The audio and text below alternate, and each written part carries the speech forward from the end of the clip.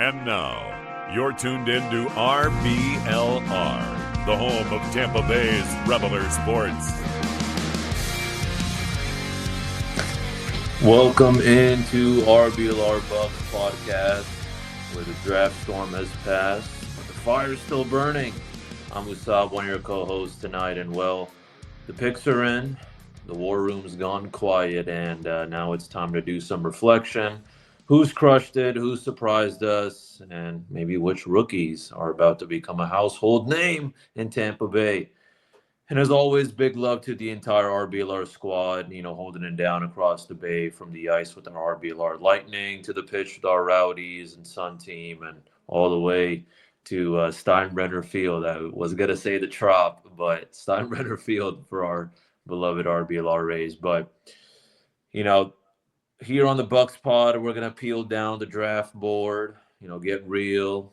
So, there's a lot to be said, and a friendly reminder, listeners, as always, please do let us know how you feel about it. Ask us questions, and hell, even if you're listening to this afterwards, give us a shout out, on our post just to share, what your thoughts are, and maybe if you have a draft grade, by all means, drop that. Hopefully, it's not a D or F, but maybe it is. It's all good. But joining me once again is the scouting brain wired like a GM.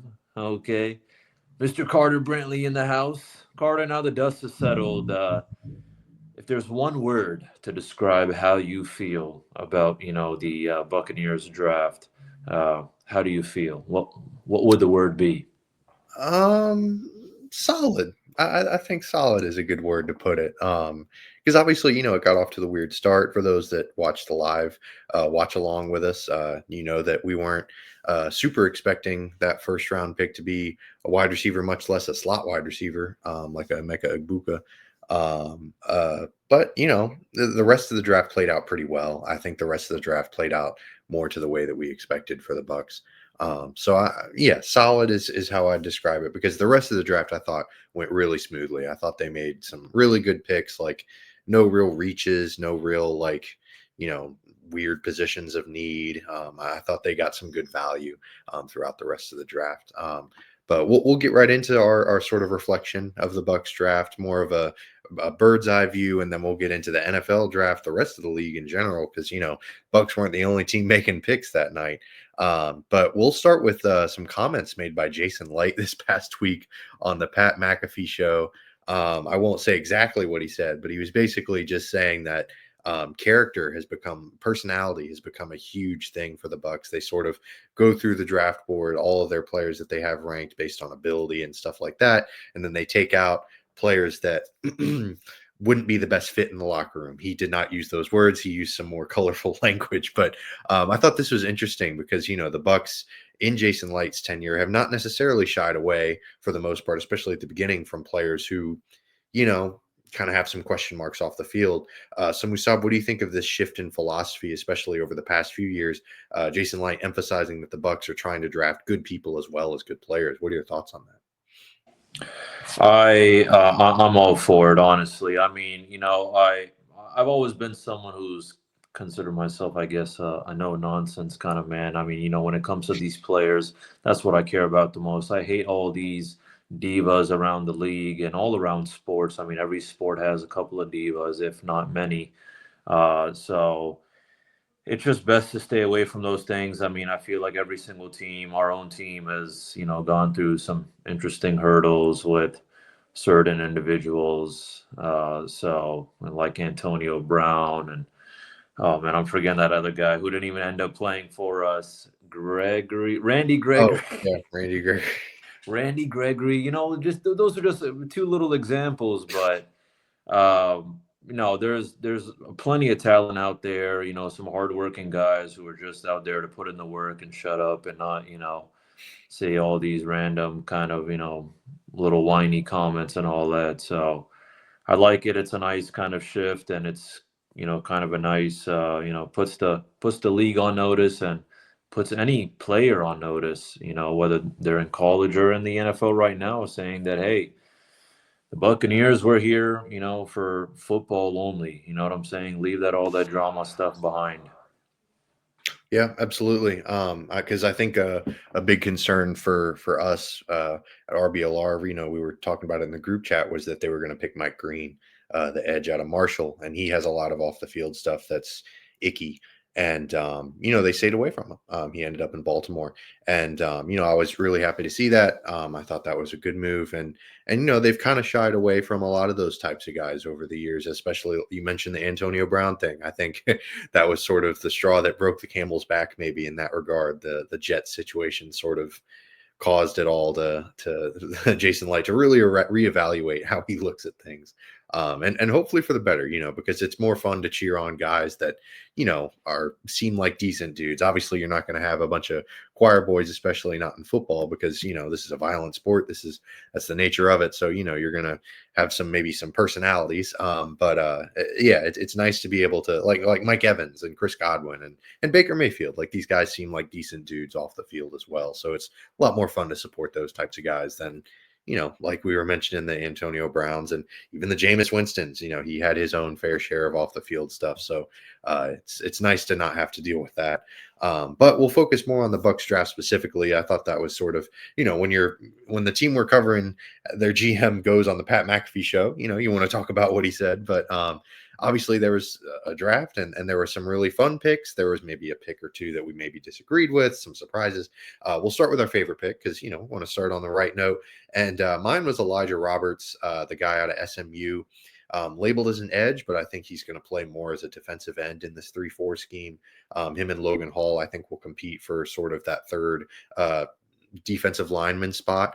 And I don't know, I think he has a real good shot to earn a starting role, at the very least a rotation piece, sort of him and Logan Hall switching off and adding just more depth, because Canty has unfortunately not been the healthiest guy, and he's super talented, and when he's on the field it's great, but unfortunately you got to prepare for those types of things. So having a guy like Elijah Roberts at the very least backing that spot up, really, really excited to see what he can do. But Mr. Shriek, who was your favorite pick from this past draft for the Bucs?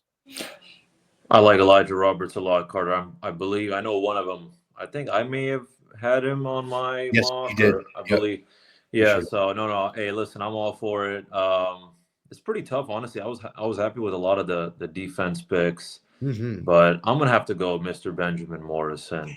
Now this guy, I always thought he was a phenomenal player before the draft, but the only kind of big question mark, because there's only so much I was able to find out or know, is the injury concern. But to summarize it all, clearly, the front office, the coaches, the scouts, all that, you don't make a choice like this without getting that green light, from that medical perspective. So with that being said, if you got the green light from the medical kind of lens, I mean, athletic ability, he's an absolute dog, an absolute ball hawk. I mean, he missed a lot of last season, but 9 interceptions in like 3 seasons. Yeah. And the big thing that I love is the versatility. Currently right now outside we got at cornerback Zion McCollum and Jamel Dean, but the injury bug always gets to us. So again, having a guy like him is going to be great. And he's going to be competing right away, whether it's on the outside. Hell, they could even try man nickel, all kinds of things going on. And I want to give a little sprinkle shout out just to the back-to-back kind of picks with going corner. I thought that was nice, a little interesting, but I was like, hey, you know what? It really made up for the wide receiver, first round pick with Yeah. Egbuka, but yeah, it is what it is.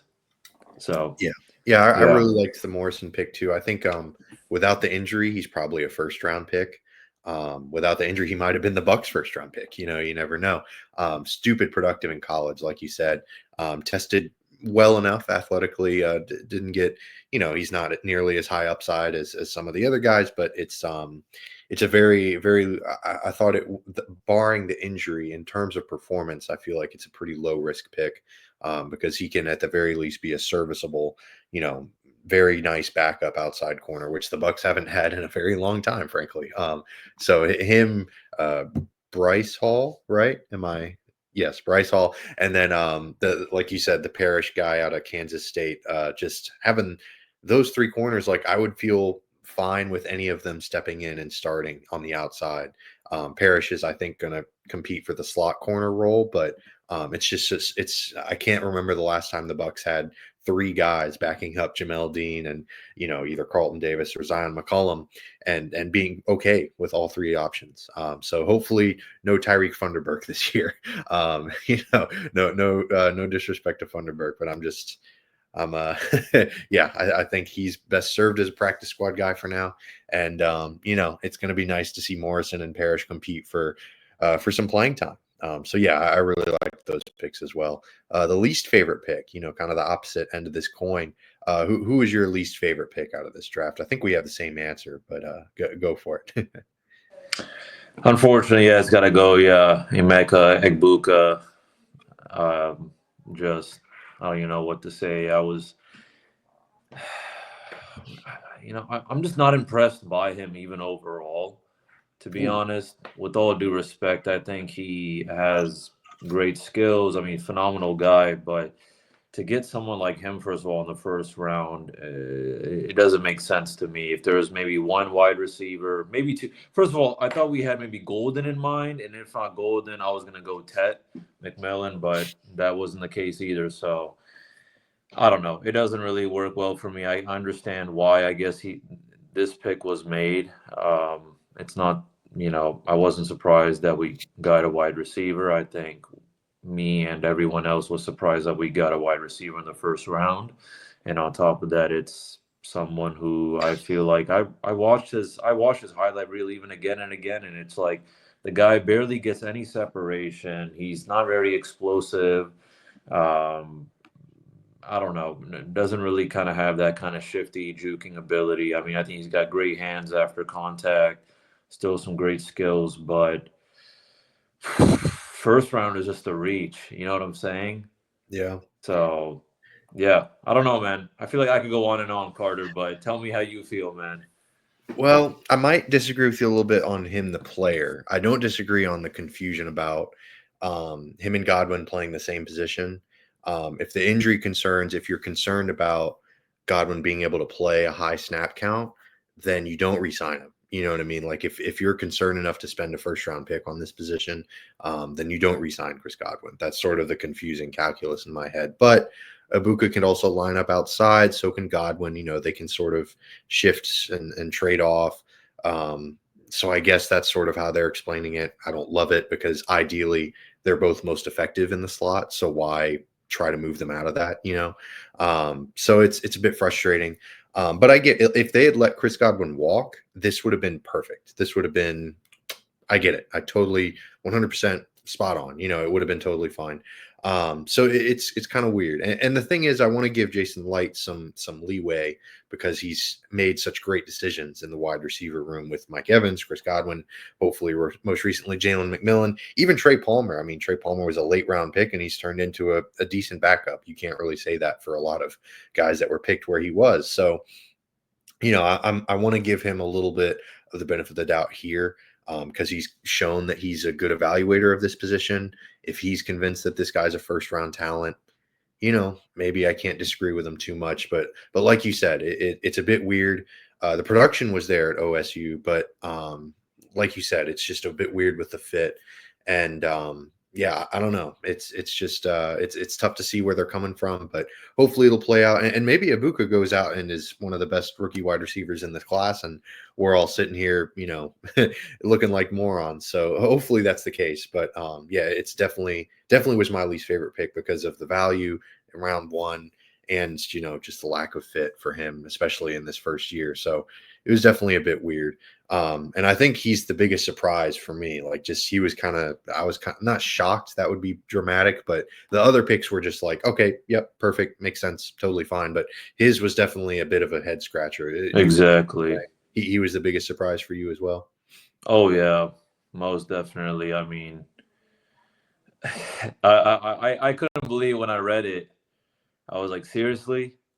And I think everyone just felt the same way. And, I don't want to ever, it just makes you question, the pick. But I hope we're all wrong.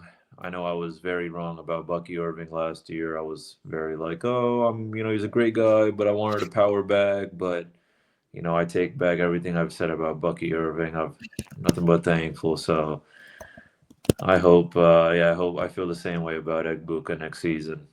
Yeah, no, exactly. Because, like you said, Bucky Irving seemed like a drafting of the same exact player that the Bucks already had. It seemed like very much just doubling down on receiving backs, and then it turned out, oh, Bucky Irving's just freaking awesome. So, it's so hopefully that's the same case here. Hopefully it's like, oh, well, Ibuka's just going to be a slot guy. So is Chris Godwin, and then he lines up on the outside and he has a 800 to 1,000 yard receiving yard season, and it's like, oh, okay, yeah, he's just a great wide receiver. So hopefully that's the case here with him. But we'll have to see. There were a couple of positions that the Bucs didn't address that I was a bit surprised by. I think the most surprising one that they didn't pick up was safety. Just because, man, they just don't have a lot of guys at that position just at all, really, on the active roster. I know interior linebacker was another one that they didn't touch on, that people are probably a bit surprised by, myself included. And then center, I thought that maybe they would try to replace Robert Hainsey in that backup center role, but that was a little bit less of a big need because, they have some decent offensive line depth guys that they brought in the offseason. Sua Opeta, as well as Elijah Klein from last year's draft. They should both be solid on the interior. So not nearly as surprising as safety interior linebacker, but Mr. Treek, how about you, man? What position were you kind of shocked that the Bucs didn't draft? I'll probably have to say safety. I was really thinking, we're especially after Benjamin Morrison, I was like, great, now we can just get Xavier Watts. I feel like safety is still a need for us for sure. I mean, anyone in the DB room I would take, whether that's cornerback or safety. So it does make me kind of raise my eyebrows to go back to back on a corner. With Parrish, I think Parrish is an absolute dog though. So hopefully, again, I eat my words on that. But I got to say, I mean, only so many positions we can grab up in the draft. We threw one defensive pick in the first round with a wide receiver. We went back to back with cornerbacks. That's fine. We got some edge guys and finished off with another wide receiver. So I'll take it. And I guess we'll just gotta drop the ball. Hey man, we got Shadur's brother. Maybe he's the safety we need. Although he wasn't a draft pick, but maybe things go well for us, which is why we didn't. Maybe Jason Light had this planned, from the start. So, but Right. on the real though, yeah, I was thinking safety. Yeah. Yeah, we'll see if Shiloh can crack the roster. He doesn't have a whole lot of competition with backups. So, the Bucs clearly saw something they liked with him. And, the difference between 7th round and undrafted free agents isn't huge. So they probably saw Tez Johnson as like sort of a fun practice squad / gadget player. And then they were like, sure. Yeah. And then they were like, oh, we still need safeties. Let's go get Shiloh. So, we'll see how it all plays out with that roster spot. Because it's Antoine Winfield Jr. he's healthy, but he could certainly miss some time. And just Tyke Smith, we got to see how he shifts to that safety position. He was the nickel last year, so we got to see how he does. But if you're looking for the biggest surprise, or if you're looking for a big surprise for your wardrobe, if you're looking for a surprise upgrade there, like the Bucs upgraded their defense for the rest of that draft after the first round, definitely head to shop.rblrsports.com. We've got some really, really great gear. Mr. Tariq is rocking it.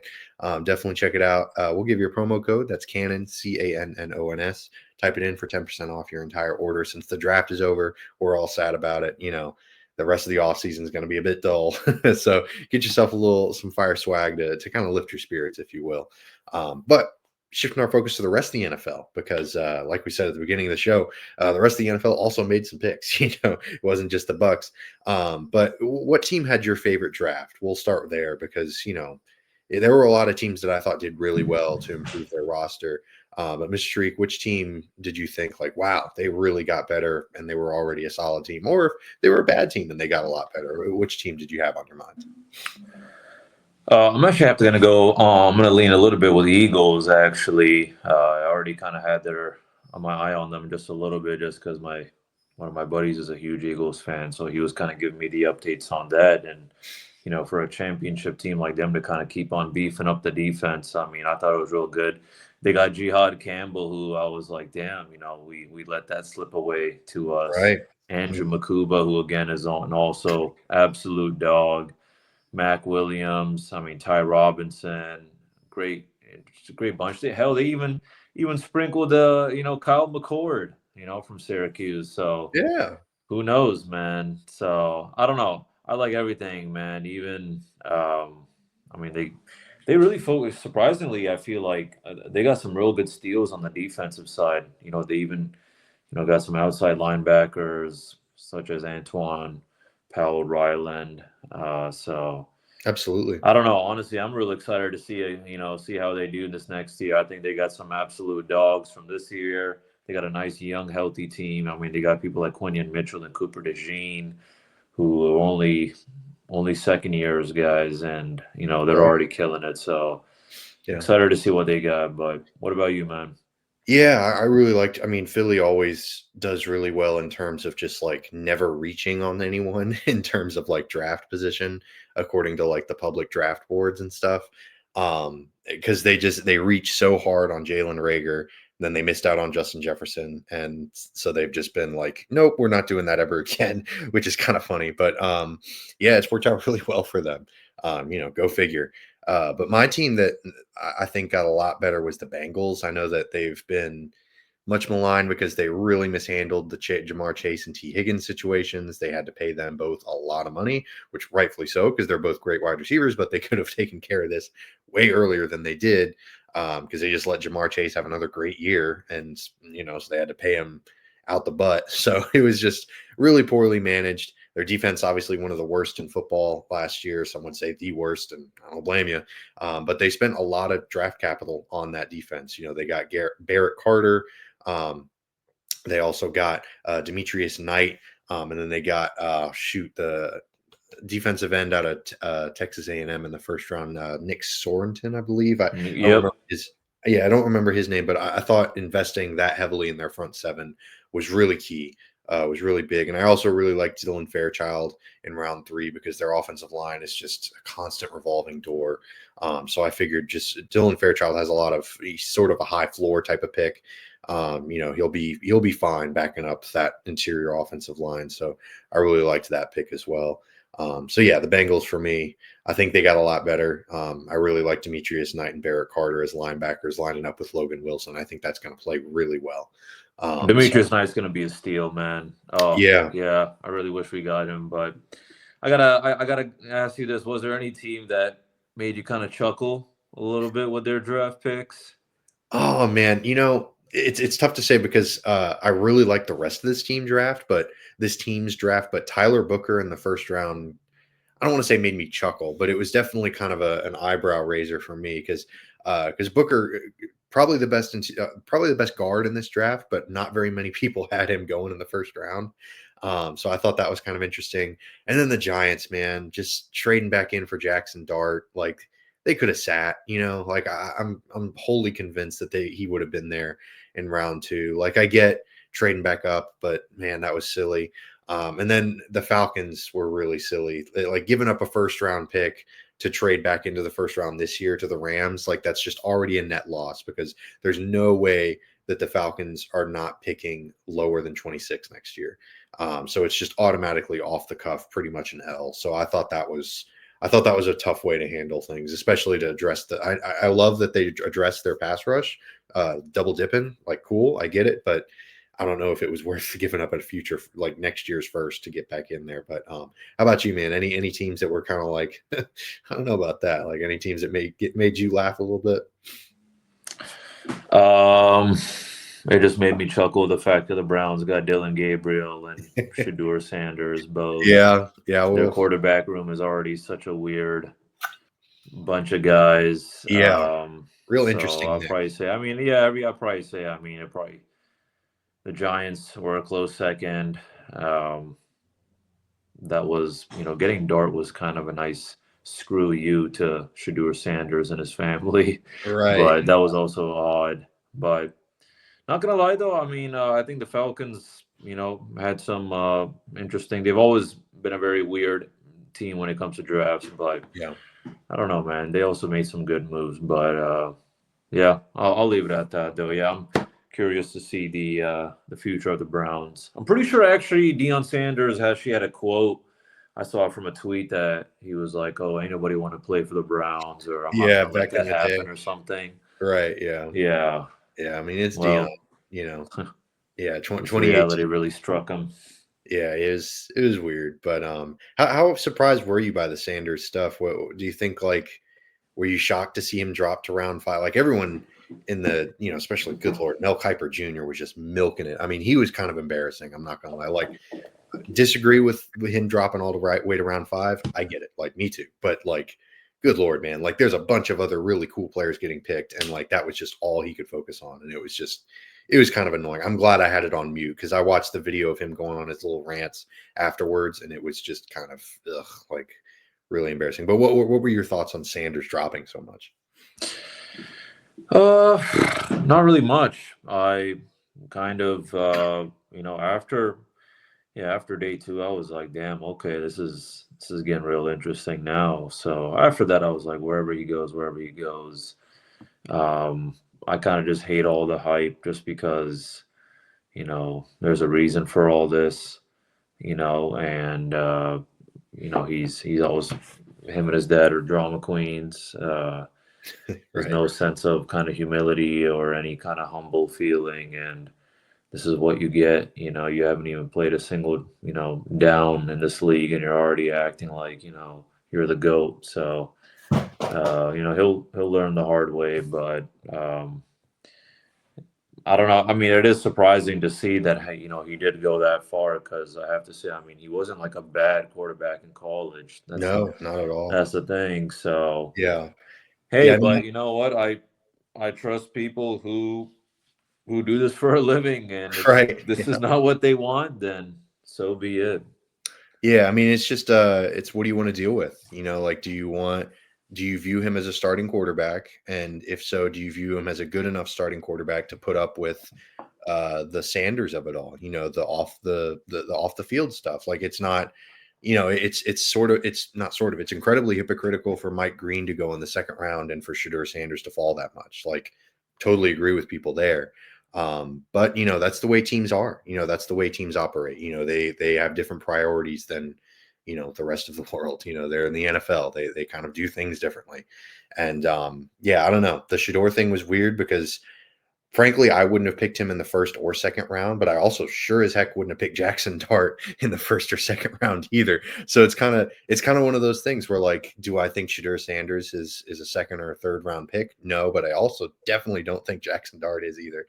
Like, he was my second best quarterback in my mind, but it was a very large gap between him and Cam Ward. So I understood him falling, but I did not understand and Tyler Show going to the Saints. That you want to talk Ooh, about? that was Yeah, nasty work. that was silly. That was really ridiculous. Like, good for the Bucs because now they have a 26-year-old quarterback on a rookie deal for the Saints. Like, that's awesome. Like, I don't know. I like, yeah, the Jackson Dart pick was silly. The Tyler Show pick might have been even weirder. So yeah, I don't know. Because the concerns with Shedeur are his athletic ability and his arm strength. Totally understandable. Like, he is. I don't know how he's Deion Sanders' son, like with his lack of athletic ability. Like, Deion Sanders, one of the most athletic people like ever, and Shedeur is just not. So yeah, it's I definitely get the concerns there, but man, he was pretty good. He was a good enough player to warrant a higher pick than Jackson Dart, Dylan Gabriel, and all the quarterbacks that were selected before him. Do I think he's a starter? I don't know. It's up in the air.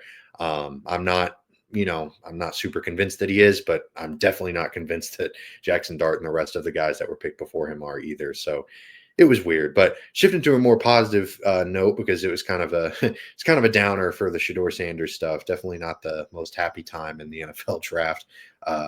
Who's your favorite pick of the draft? If you had to pick one player, who was the guy that you thought, man, that's a great fit? Not only talent but also just making the team better. Who you got? I was just gonna say, the reason why I didn't go into it with the Falcons is because I wanted to do it now, which was, I think getting Xavier Watts was real nice. I think he's gonna pair real well with Jesse Bates. Obviously glad that they also addressed, the, need for an edge rusher with Jalen Walker, but I'm pretty jealous that they got Xavier Watts and we didn't. I think he's gonna have an absolute great season, great career, and that's probably the only safety I would probably say I really had in mind.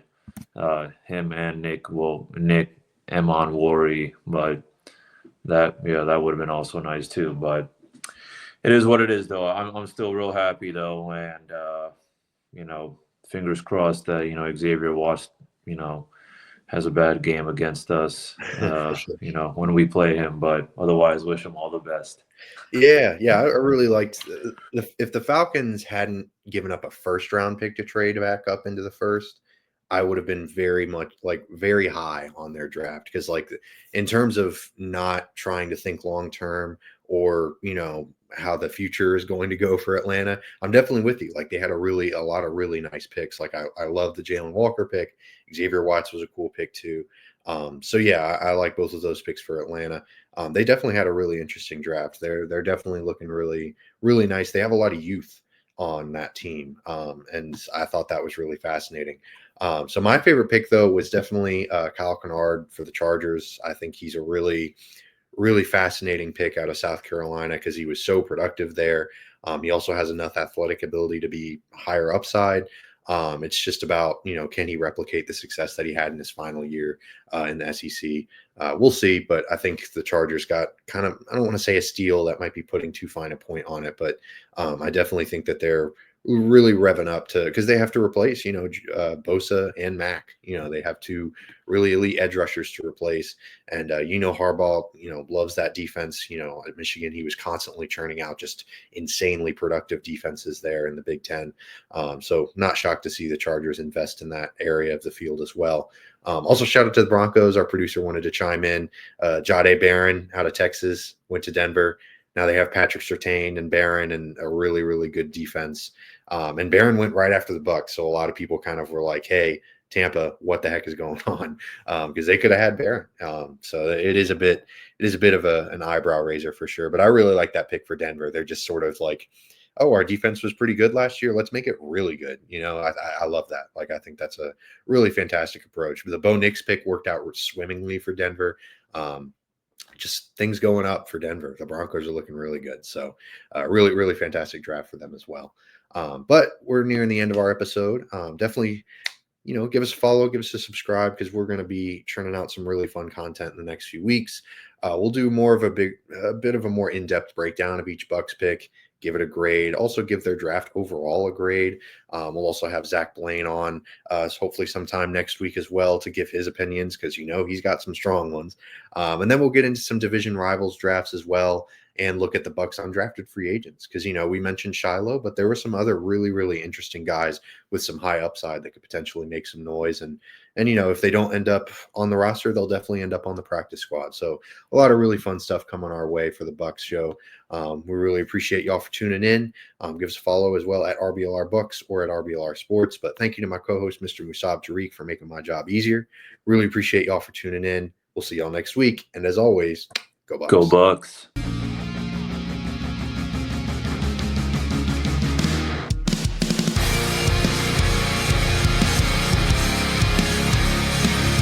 Thank you for tuning into this presentation by RBLR Sports. On your way out of the stadium, please remember to like and subscribe.